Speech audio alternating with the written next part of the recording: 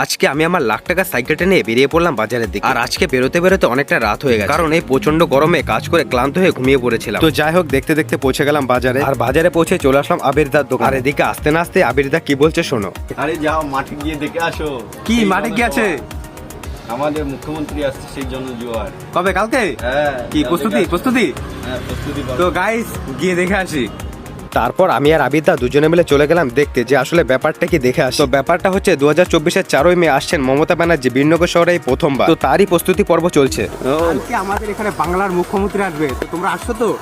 তারপরে দুজনা মিলে মাঠের মধ্যে একটু বেশ ঘোরাঘুরি করে দেখলাম যে কোথায় কি হয়েছে। আর তোমাদেরকে তো বলাই হয়নি যে অনুষ্ঠানটা কোথায় হচ্ছে। তো অনুষ্ঠানটা হচ্ছে বীরনগরে বিভূতি পার্ক ময়দান, যেটা বীরনগর স্টেশন থেকে মাত্র 2 মিনিটের হাঁটা পথ। তারপরে সেখান থেকে বেরিয়ে আমি সোজা চলে আসলাম একটা বিরিয়ানির দোকান। আর সেখান থেকে 1 প্লেট বিরিয়ানি নিয়ে আমি বেরিয়ে পড়লাম বাড়ির দিকে। তো এখন আমি বাড়ির দিকে যেতে থাকি, আর তোমরা আমার চ্যানেলটিকে সাবস্ক্রাইব করতে থাকো এরকম নিত্য নতুন মিনি ব্লগ দেখার জন্য। তো আজকের ভিডিওটা এখানে শেষ করছি।